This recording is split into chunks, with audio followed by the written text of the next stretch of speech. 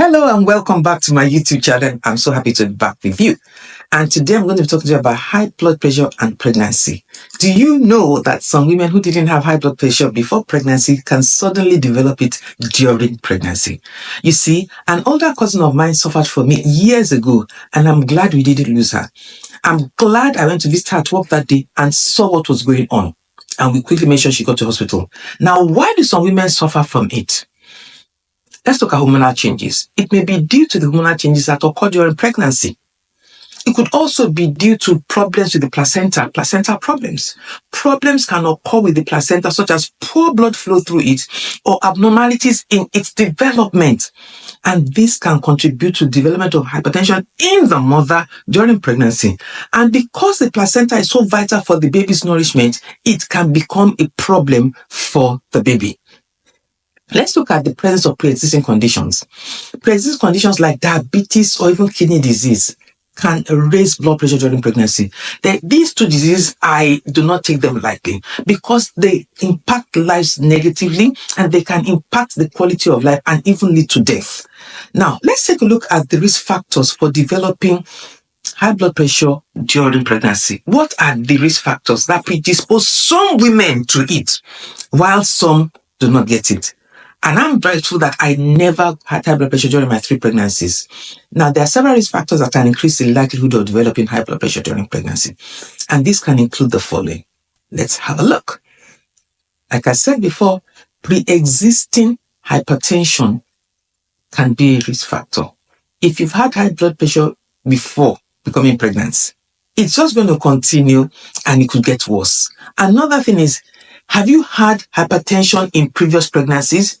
It's important that women who had suffered high blood pressure in previous pregnancies be prepared to have it in other pregnancies just in case. My cousin was fortunate to have it in the next pregnancy because she was highly monitored.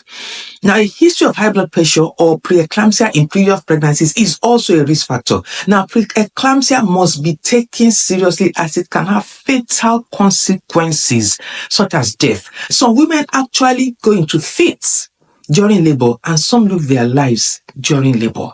That's why it must be well managed. Now, if there is a family history of hypertension or preeclampsia, that must be taken into consideration. Having these genes can be risky, but it doesn't have to be expressed if we watch our diet and our lifestyle. Because it's the environment around our genes that matter. And that's what we call epigenetics. You see, my dad suffered from high blood pressure and I was conscious of that. And I've been very conscious about how I live my life. Now, being aged 35 years and over can lead to high blood pressure during pregnancy. Being obese or overweight before pregnancy can also be a risk factor, as it can be for other chronic illnesses. Having multiple pregnancies, like maybe you're carrying twins or triplets, can be a risk factor. And if it's your first pregnancy, as it happened to my cousin, it could raise your blood pressure. It could be a risk factor. But let's look at maternal conditions. Like I said, pre-existing conditions such as diabetes and autoimmune disease are a risk factor. Let's talk about ethnicity. Certain ethnic groups have a higher risk of developing it, such as African American women. They have a higher risk when compared to Caucasians. What about lifestyle factors? As usual, diet plays a key role. Poor diet, lack of physical exercise, smoking, and even drinking can be a risk factor. Now, I want to zoom in into dietary factors as this plays a crucial role in managing high blood pressure during pregnancy. Now, here are some dietary considerations I'd like us to look into. First, we must limit salt intake. We must reduce the sodium or salt consumption to help control blood pressure. We must avoid processed and packaged foods that are high in salt. They contain also bad chemicals that are bad for our bodies. We must eat a lot of fruits and vegetables because they are loaded with nutrients that the body needs. And we must focus on foods that are high in potassium, like bananas, sweet potatoes, and spinach, because they will help balance out the sodium that is raised. Now, these phytonutrients in these fruits and vegetables are responsible for their colors, and they have additional health benefits apart from protecting us from high blood pressure. It's important that we choose whole grains. It's important that we choose things like brown rice over polished rice, quinoa, whole wheat, bulgur millet, because they are high in fiber, and fiber is so important for total health and wholeness. Let's talk about eating lean proteins. Choose to eat lean proteins such as poultry, fish, beans and legumes because they're very, very good and high in fiber. Let's talk about eating healthy fats, including healthy fats like avocado. I love them. Nuts, I love them. Seeds and olive oil is important. Do not eat unhealthy fats like margarine or spreadable, or I can't believe this is not butter. If you must eat butter, make sure you eat the real butter. It's also about reducing our caffeine intake. When we take in too much caffeine, it can affect you as a person. It can raise your blood pressure. And remember that green tea, white tea, and black tea and coffee are high in caffeine. Hydration is important. You know that we are made up of 75% water. That is why drinking a lot of water is important when we are pregnant and when we're not pregnant. It's also important that we limit the amount of processed foods that we consume during pregnancy. We need to flee from them because they are high in sugar, they're high in salt, they're high in wrong fat. They are just so horrible. There are some that are over processed. All of them fall under crap foods. Let's talk about monitoring our portion sizes. When we monitor our portion sizes, it will help us in our weight. Using small plates will be helpful, and then not going for seconds or third portions after is helpful. Let's talk about our calcium and magnesium levels. We must ensure the adequate intake of calcium and pregnancy through diet during pregnancy or through supplements as advised by your healthcare provider. Now, remember this, not all supplements are valuable. I prefer getting my calcium from diets, from things like kale. And if taking calcium supplements, we must take it with other vitamins like vitamin D3 and K2 together because they work together. Now, let's look at different types of high blood pressure in pregnancy. You're surprised, right? It affects the mother and baby. Now, the different types of hypertension during pregnancy include chronic hypertension. This is hypertension that presents before pregnancy or diagnosed before 20 weeks of gestation. The next one is gestational hypertension. This is high blood pressure that develops after 20 weeks of pregnancy without protein in the urine or other signs of preeclampsia. Now, let's go to the big one, preeclampsia.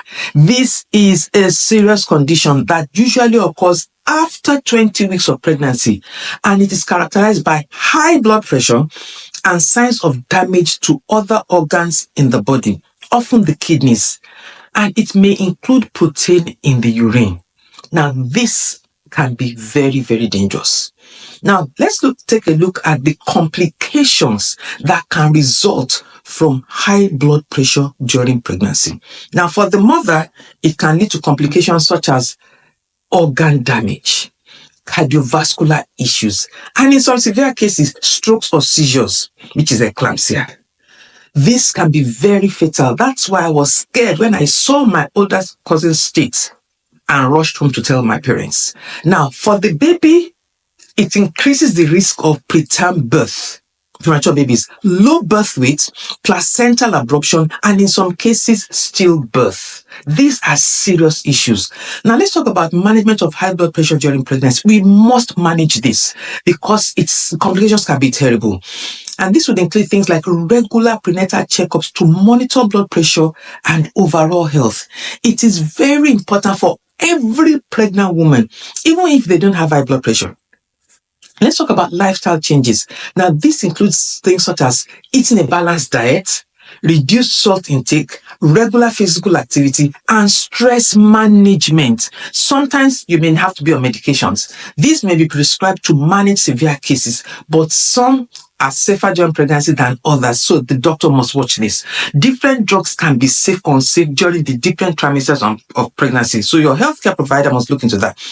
And then the symptoms for preeclampsia must be monitored. What are they? Sudden swelling, severe headaches, pitting edema, and even visual disturbances. This must be closely monitored. Now, let's talk about prevention. Now, for those with a history of hypertension or high blood pressure in their families, managing high blood pressure before pregnancy is important. Maintaining a healthy weight, being sensitive to your body, and getting regular prenatal care is very, very important. So when should you seek help? If you experience severe headaches, visual changes, severe abdominal pain, or significant swelling, especially pitting edema, especially in the feet, contact a healthcare provider immediately. Remember to always consult with your healthcare professional for a personalized approach to managing your high blood pressure during pregnancy. I hope this has been of value to you, and I will catch you in my next video. Thank you for watching. Catch you later.